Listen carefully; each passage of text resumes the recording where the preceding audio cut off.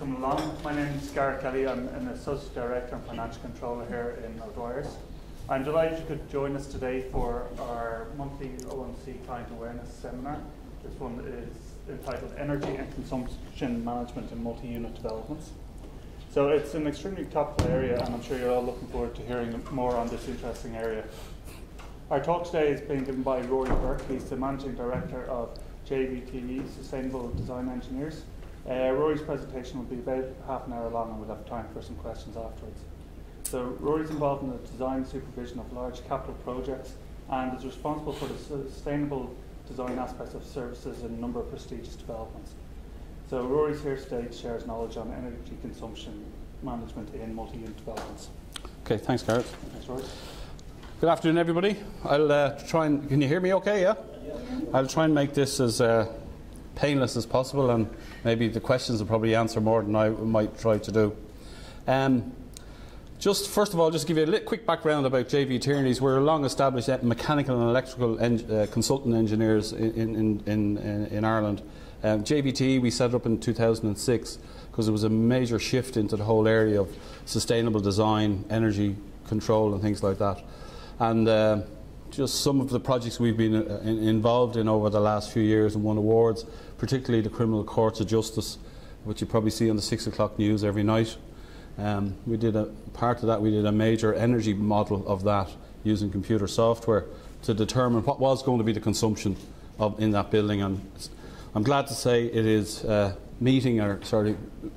is beating the target that we set, and so it's good to see. But it's just another tool that can be used if anyone ever wanted to go in and look at, well, how is this building performing, or how could it perform if I want to go in and do a retrofit. Now, some of the areas, as I understand it, that you're concerned about is, what can I do to try and change the energy consumption in my managed properties, be they, predominantly I look at it from the point of view of being the landlord. And being the landlord is going to be interested in the common areas, the car parks, etc. And that's where the landlord is paying his major costs. Now typically these are the type of light fittings that you will see in various areas. Tungsten filament are on their way out, they're outlawed now, so you won't really see that anymore. The majority of fittings that we would have will be either fluorescence or compact fluorescence. You'll have some of these as well, small halogens knocking around. The big issue for a energy consumption point of view is the efficacy or the energy efficiency of a light. And what you're trying to do is maximize the lumens per circuit watt, is what's called. So in other words, when you put in a light bulb, that the light level it gives out for every piece of energy comes in is maximized. It's not being absorbed into the bulb as heat and given out as heat. And that's where a filament, if you tungsten filament light, you'd have at home and the old traditional, it'd be very hot if you went near it, because the amount of light it gives out for the power that goes in is quite low, but it gives out most of its energy back through heat. So what we're trying to do, and what you will all be trying to do, is maximize this lumens per circuit watt. And the second issue that's important to you is the lifetime of the bulb. If you put in a lamp, you want it to last for 20,000 plus hours. You don't want to have to change it, because there's a maintenance cost of changing it, which can be sometimes quite significant in terms of the labour cost for somebody to go out and change it, as much as it is to change the lamp. So when you go and you look at typical systems, what sort of is there in terms of controls? You're going to have basic on-off controls, which I don't know, possibly what's in here. Other areas will have daylighting control with occupancy control. So if you go into a space, say a car park, the Undercroft car park here, which might have ability to see some daylight near the entrance at the end of the ramp, you would expect in a fully designed area that the lights nearest to that during a lovely daylight today will be off. And then the rest of the lights will be off unless somebody enters the car park. You need daylight sensors as well to dim the light. So if you're beside this window and I'm getting daylight in, the row of lights that are here will be off, but deeper into a space that might be on. So you're trying to save the energy because you're capturing the daylight factor that's coming in, and allows you to still either work or operate in the correct environment. Efficiency of lamps is key. Ballast, people talk about, you know, I put in a 2 by 58 watt twin fluorescent. It's not just the fluorescent that goes in, there's a power unit above that that's driving it, called the driver. That equally, its efficiency is quite important when you're trying to analyse the energy costs that you consume overall. How you zone a building. Sometimes people go in and they'll just have every light on in a car park, and I'll come to that maybe in one or two of the case examples to give you a bit more flavour of it. One thing I think that people tend to forget and look at is the reflectances that are available to you. Now, this particularly would be in, say, in car parks, where people, it tends to be grey floor, grey ceilings, grey walls, which means that when you put in a lighting system, the grey kills the light. It just absorbs it. Whereas if you put a paint on, say, the wall, now I know for a landlord that means, well, that's another maintenance issue for me. But if you actually paint it, you could possibly reduce the amount of light you put in the first place by maybe 20% or 30%, depending on what you're doing. Because the light and the reflectance off that white surface, it bounces back out into the area, and you gain from the light that's rather being absorbed into the wall space, it's actually reflected back into the area in which you're working in. And then maybe for some specifics, you might want to have what they call task lighting. And this would be more to do with, you know, an office area that you might be managing, that rather than having the whole floor plate lit at 500 lux, you might have it to a background of 300, but specifically for any workplace, you might put in just a tabletop lamp, which is what's called task lighting. So it's individual to the space, but allows you to take down the background. Just as an example, say for control gear that I mentioned earlier, right?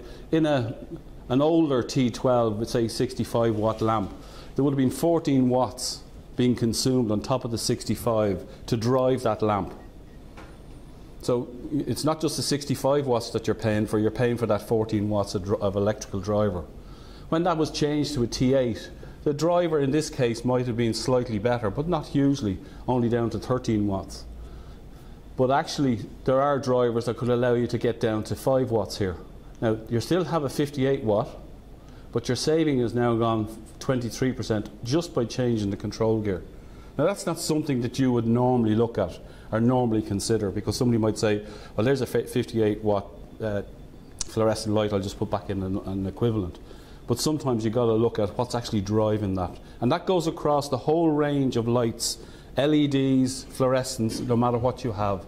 The driver is an equally important part of what we're doing. So what options are available that you want to consider when you're going in there to look at a system?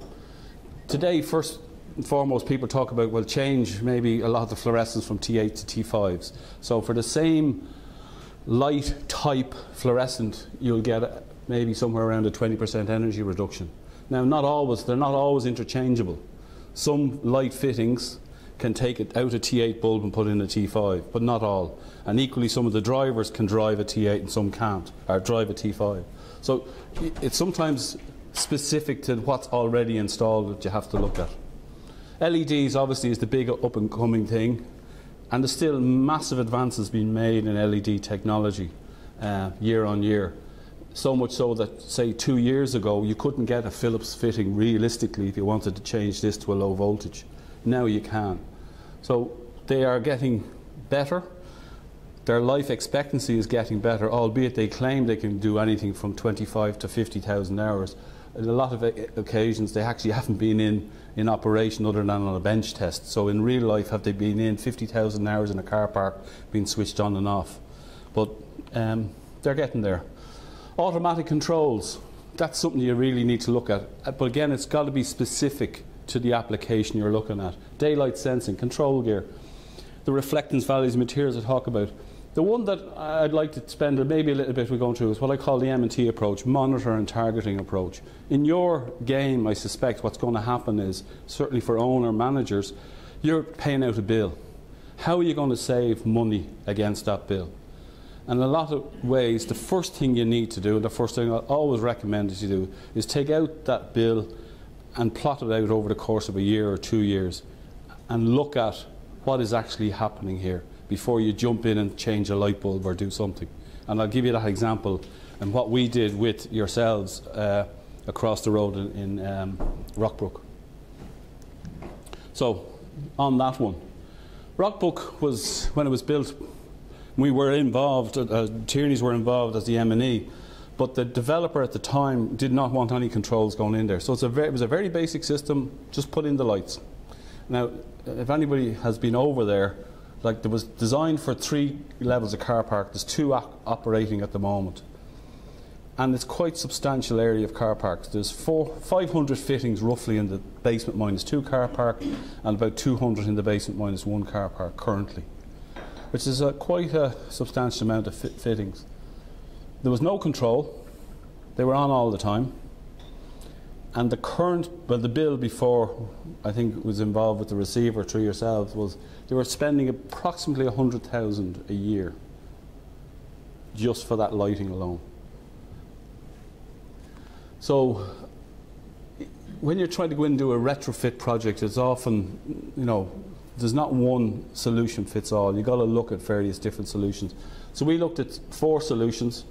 Complete relamping, because again, a lot of the fittings have been in there since 2007. Their 20,000 hours was coming up. They were going to have to be changed anyway. They were going to fail, or you're going to have to change them either through a prescribed maintenance program or change them when they fail.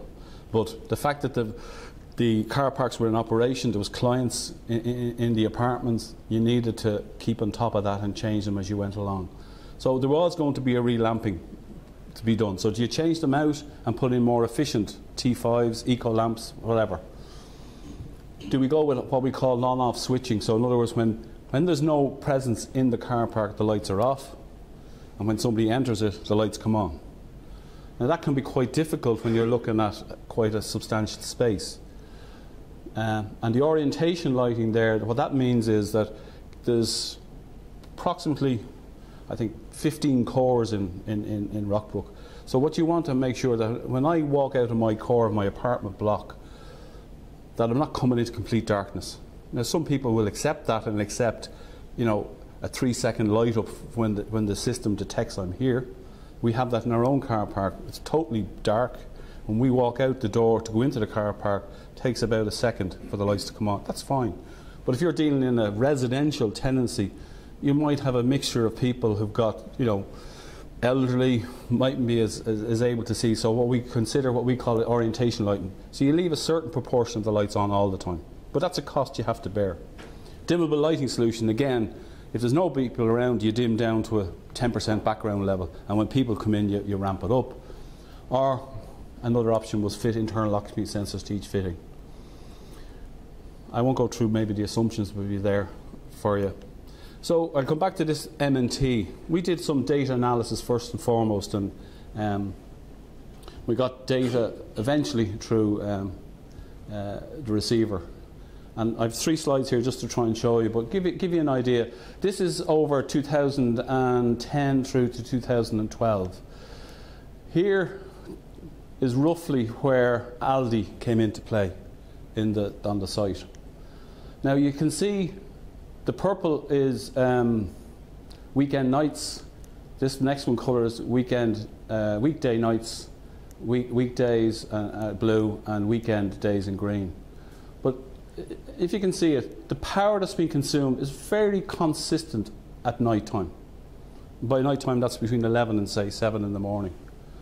That is quite a lot of power being consumed, and that was one of the reasons why, when we looked at it with yourselves and with the receiver, we said that's where we've got to target, because between the hours of 12 and 6 in the morning, there shouldn't be too much traffic in and out of the car park, realistically. But we were consuming 5,000 kilowatt hours every day. 750 quid a day is what the receiver was paying. And that's a lot of money. This just tries to show you the difference between the minimum power that's being consumed in the complex at the time versus the maximum. This here is about 30% of the maximum. And in a lot of people would say to you, if I'm going in 9 to 5, my power will be on, I'll be consuming 100 kilowatts of power when the office is occupied or when the building is occupied. We would see historically from buildings around town that the average consumption, background consumption figures, i.e. out of occupancy period, is anywhere between 30 and 50%, which when you say this to people, they go, what? That's phenomenal. You're paying money for at times when you don't need to be paying it. And that's what you need to do. And I would always say to people, if we can take this figure and drop that line down a little bit, everything follows with it. And that's what you should try and look at. And that's why this data, it was there. Anybody could have it. You could have it for any development you have. You just got to sort of sit down, get it plotted out, and use that to sort of inform you what's going on. And this next one, last one, just to bring it home, is this was sort of looking at from 12 at night to 12 at night. So you see between 12 at night and 8 in the morning, all the time, there was no change in the consumption figure. So we were 70 kilowatts of power is what was going on there. That's in the car parks in Rockbrook 2 years ago. The difference between this line and this line was the fact of Aldi coming into play, and obviously the power loading went up when Aldi went into play. But this formed the background of us making a recommendation to the receiver about what to do in the car park in there. And we ended up going for option 2. Maybe just to remind you what option 2 was. On-off switching with orientation lighting. So essentially what should happen if you were ever lucky or being in the basement -2 car park, which is the predominant car park for the apartment blocks, is that the light should be off at 3 o'clock in the morning unless there's somebody in there. We broke into the original lighting circuit, so we weren't trying to strip the whole place out. And each lighting circuit had 10 lights approximately on it, and we put a sensor on each of that. So I could come out of my core of the 15 and lights would light up in my area, but I didn't light the whole car park because it is a massive car park, which I didn't want to do. So the capital cost was predicted to be 30, came in slightly less than that, but the annual saving was 26. So in this case you had a payback on simple terms of 1.3 or 1.4 years. But obviously we look at net present value as well, because the cost of money. So in 5 years, over what was called the base case of doing nothing, that complex, the receiver was going to save 118,000. And needless to say, they said, go ahead and do it. Next one, we are doing all the M&E work for Tesco at the moment. And a lot of their work is going into retrofitting a lot of their stores, what they call the refresh program. And they refresh their stores. I don't know if any of you might have seen the Slorgan store in the last 2 years, and compared to where it was and what's happened into it. Like, it was a bit dingy, and obviously when Treasury were going to develop it and it all fell apart, Tesco decided, listen, we need to do something, we're losing customer base here. So they refreshed the stores. This example is Clare Hall, which is it's their flagship store on the north side of the city after Cabra. And they decided to go down an LED route. And they did it on the back of work we did with them and another Tralee-based company called DCS, who bring in the LEDs and do a lot of the work there. Where the car park in Cabra, we was just brand new car park. We obviously, starting from a fresh start, it was easier to put everything in. So we put in an LED system. Here it was going in to do a retrofit. Tesco's view is that if I put in LED, they're going to have less maintenance. There should be less maintenance. They're supposed to get up to 40 to 50,000 hours. Therefore, 2.5 times less likely to go versus a fluorescent fitting to change. Energy savings up to 70%, depending on what you're comparing it against. Daylight lighting. Some people like LED lighting, very suitable for car parks, not as suitable depending where you might want to be, say, for an office, because sometimes the light can be very white, and people don't like necessarily white light, depending on the working environment they're in. But in a car park, it's ideal. This here was the old lighting, a 150 watt unit hung out of the ceiling. Now, maybe I don't know if the photographs give it justice sometimes, but the difference between that and this is the LED, and it looks just like a fluorescent. It's an, you know, it looks, for all intents and purposes, when you look at it, it looks like a fluorescent fitting, but it is actually an LED, and it's only 44 watts. The same number of units went in, but the light level, you can see the difference, has gone up significantly. And Tesco would have a light lux level of 200 minimum in their car parks. They are like most retailers. They want things to be bright, to show off, and even to their car parks to an extent. Like traditionally, a car park might have a light level of maybe 100. Probably if you took a measurement downstairs and you one down below, I'd say it's somewhere around that. Here it was a retrofit again. They had to spend 200,000 on this car park. They got emergency lighting included in it, which is something that, you know, needs to be factored in and sometimes people forget about. But the energy saving was 70,000 euro per annum, just under 3 years. Now, most capital projects that people consider, they want to pay back within 3 years. We would be saying to people, you've got to broaden that a little bit to 3 to 5 years. Certainly where anything to do with energy is considered. If you go back and look in the last 2 years, electricity prices have gone up 15%. And as sure as eggs are eggs, electricity, gas is going to follow suit. There might be lulls or slight dips, but the overall trend is upwards. We're not going to see a dip like we had back in 2008, 2009, I don't believe. I just think it's going to continue to go up. That's it. I don't know if that was too quick, too short, but I was asked just to look at some case studies, and certainly ones that we had got with, and I felt to give you an idea of that, maybe open the floor up and people can ask questions, and I'll try and give you some ideas as to where I would go. But just starting off, my fundamental message to you today would be, before you make any decision on do your little bit of analysis. I think it's fair to say, Fenton, when we looked at that analysis in Rockbrook, it was about just, now it took us a while to get the bills from the receiver, but when we got them, there's a huge amount of information in your bill. And sometimes you need to plot that out and have a look at it in that fashion so you can understand what's going on, and then look at the various options that you might consider, because there is not one solution fits all. So if I can throw the floor open, Gareth. Do you have any examples of dimmable LED lights where you've installed them into car parks, and how well they've been accepted by residents in residential applications? Not in residential yet. We've put them into Tesco car parks in certain locations where they dim down based on non-occupancy in certain zones, and they've been. I think the issue there is, as long as they are, if they're dimmable, you've got a bit of background light, so it's not as problematic, and then they ramp back up again pretty quickly. So people don't see it as a problem. I think people are a lot more conscious today than they were 10 years ago about trying to save energy. And they accept, there's a certain amount of acceptance on either lights going off or lights being dimmed. The dimmable function, again, it's slightly more expensive than, say, a pure on-off, generally speaking.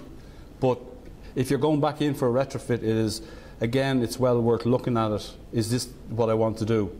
And that's why when we did, say, the Rockbrook one, we looked at the dimmable. And I think if I go back to the costings, like, it was quite much more expensive. I think it was option 3. I'm trying to remember. Yeah, option 3.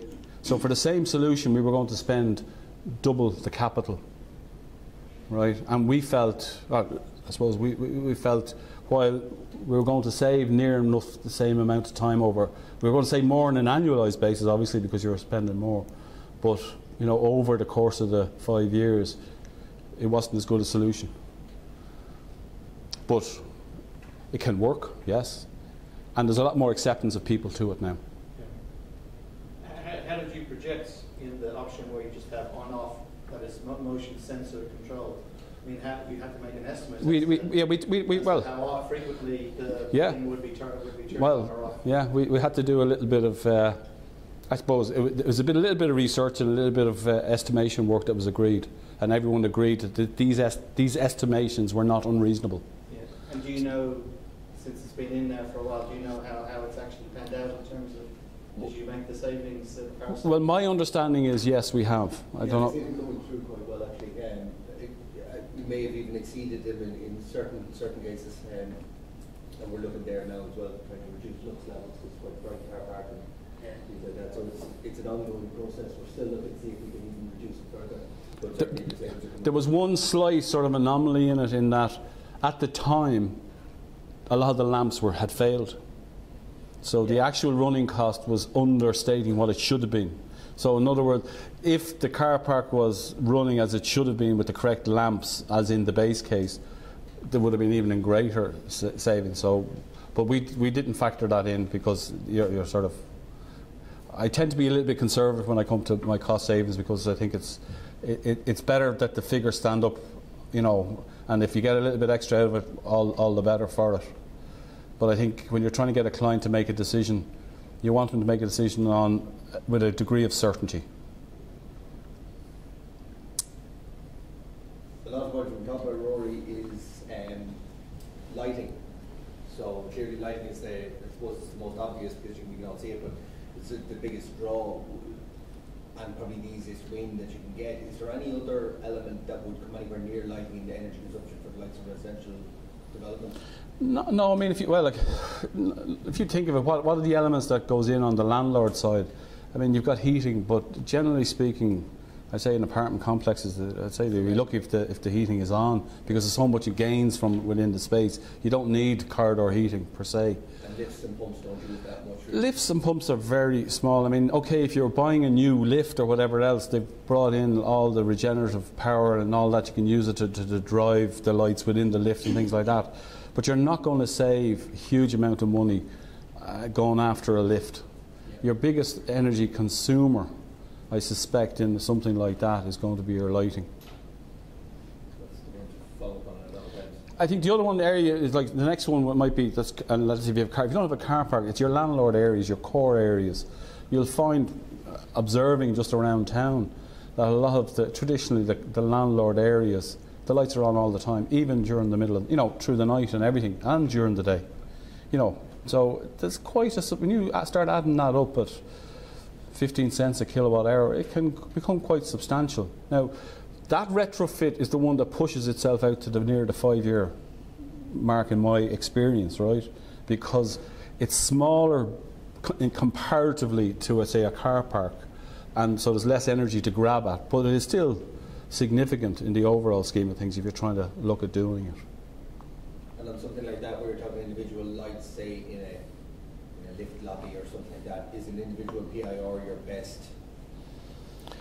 It can be, but again, you have to be sort of general. It depends on how the whole system was set up from its circuitry.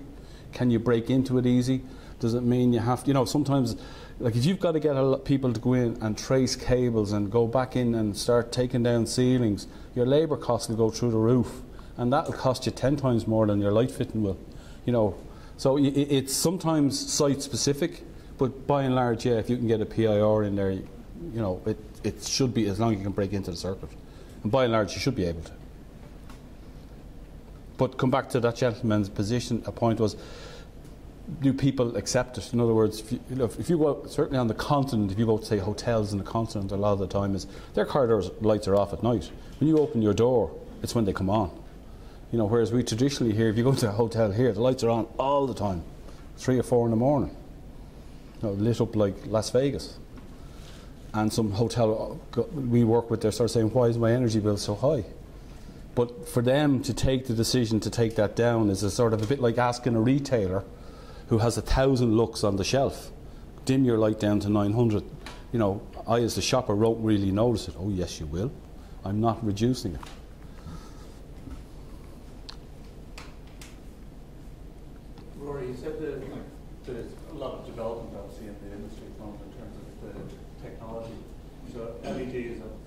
yeah, where it's at, yeah. But as I said, sometimes it can be a bit too white lighting. Is there any way that that could be, do you see that coming down?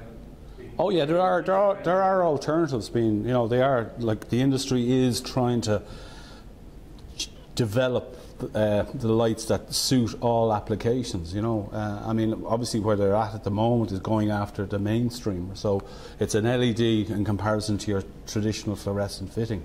But they are trying to develop it more and more, and equally, for a lot of them, I think the other key aspect is you will get, if you go out today and ask for an LED fitting, you can get a plethora of them from people.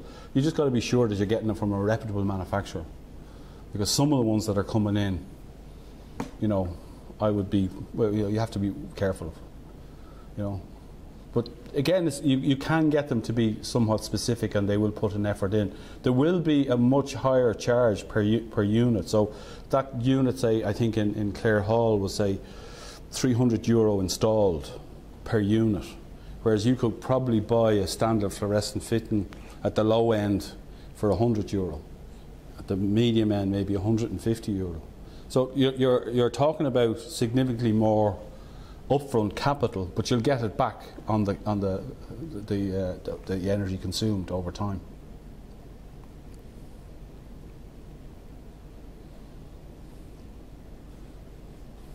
Any other questions?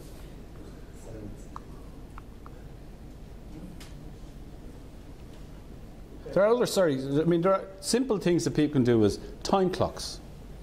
Even in certain, like a simple time clock. We did another one in one of the other areas. I think it cost €1,200 or something to put in. A simple time clock that took out, and it was agreed obviously with the client, you know, between the hours of X and Y, which was predominantly in the middle of the night, this area does not need to be lit, does it? No. Why don't we put a time clock in? €1,200, and I think it paid itself back in 3 weeks. You know, so there are things that can be done. Again, I come back to, you just need to sit back, get your client or get your analysis done, look at the picture it's telling you, because these pictures here told us an awful lot about what is operating, and that's just from one, your ordinary bill coming into you. You know, today, as developments are happening, there's more and more BMS, building management systems, going in that can give you a plethora of information, as long as they've put in the right gear to go with it. But, you know, information is power, and you can take much more and better informed decisions if you do a little bit of that up front with your client. Just in general, you mentioned the price gap between, say, the good fittings at 300 Yeah. the 1 to 150, but honestly, you know, from, say, the developer, builder, contractors' perspectives, things are so tight. Yeah. You know, are people generally becoming more aware and seeing the benefit in the long run? Because, say, from the developer's perspective, you'd say, well, no, put in the one that's €100. I don't give a hoot what that's after. Well, I would think that certainly from where we have been and being now talking to clients, they would expect the developers, if they're going at it today, to be a lot more conscious of my running costs. I think in the boom times, it was, you know, it doesn't matter, just get it in, get it built. You know, there was some mad things we all did, industry-wise. So there's still no doubt it's still down to cost. I think you've got to look at it, maybe even as a developer or whatever, you've got to look at it from a cost benefit. Can you, by saying to your client who's paying you on your lease charge, well, listen, this is what you've paid for, here's your grey box cost, right, or whatever it is, shell and core cost, but I'm willing to do this if I get an uplift, because you will save this in time. And some of them are willing to do that, but you kind of have to sort of show them the potential benefit of that. Yeah, I think the potential benefit obviously lies in the end user, right? The occupant say the apartment building, and, you know, service charges are, you know, we and I work for developers who are more conscious of what the end users are paying, and you know, I think you can see it that, look, the electricity bills either going to be 150,000 or it can be, you know, 75,000. If you don't be compliant to your schemes, and you're about keeping your service charge on an individual basis, yeah, competitive too, which yeah, that's where maybe your added value is too. You know? absolutely, yeah. I mean, again, that case in point, the Rockbrook, I mean, I don't know how, well, anyway, that's the receiver's issue, but when you were talking about 100,000 in electricity charges just to run 2 car parks, like it was, and if they were passing that on as a total service charge, which I'm sure they weren't, but if they were trying to, like, you'd be running out of the place, you know. But I think people are a lot more conscious, let's say, and they're a lot more conscious of not just the capital cost, they are a lot more conscious of the running cost and the impact it has on the OPEX side of things, service charges, etc. I know from doing obviously from doing that project, which I know is kind of the master project is the size of it, but in terms of a board who are considering whether or not their development, which is at the moment, kind of seems to be running at an efficient level. I think most of us would have our board's opinions be happy that their development is running at an efficient level, but always be keen to see the additional wins. One of the first questions we're going to ask is how much will it cost for us to get someone like JP Carriers to come in and do a survey on our building to provide us with the likes of the recommendations and moving forwards. I know it's going to be a small percentage of the overall cost of what you probably recommend, but just on a typical, like, are you talking thousands or are you No. hundreds? Like what? No, well, I mean, you would find some companies might come in and give you a free service, right? And we would typically charge somebody maybe 600 for a day, and something like this might take you 2 days.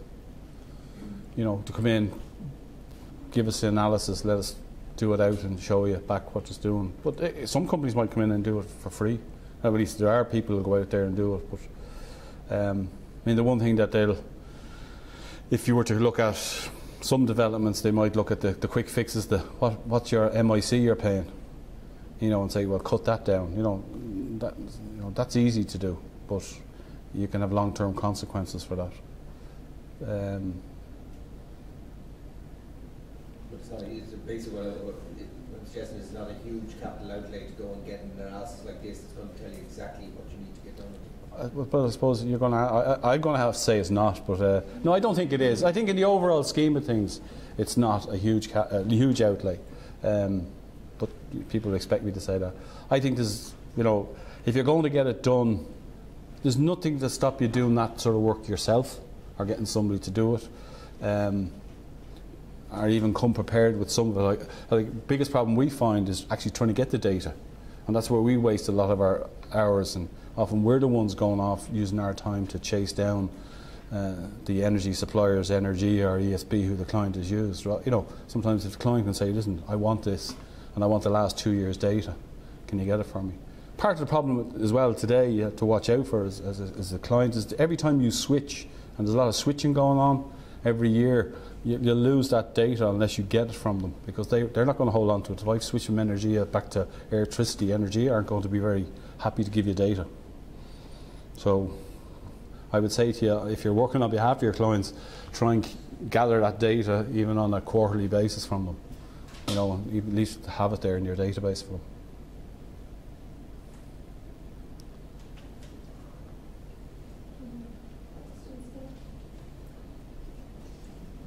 Is that might be it. Okay. So I'd say thanks for the Rory. No problem. Very informative and very interesting. So certainly be looking at my own house as well as other developments to try saving energy now. So just if there's anything then you want to bring up afterwards, feel free. Yeah, sure. Yeah. I'm here for a little while. Yeah. Thanks again. Okay. No problem.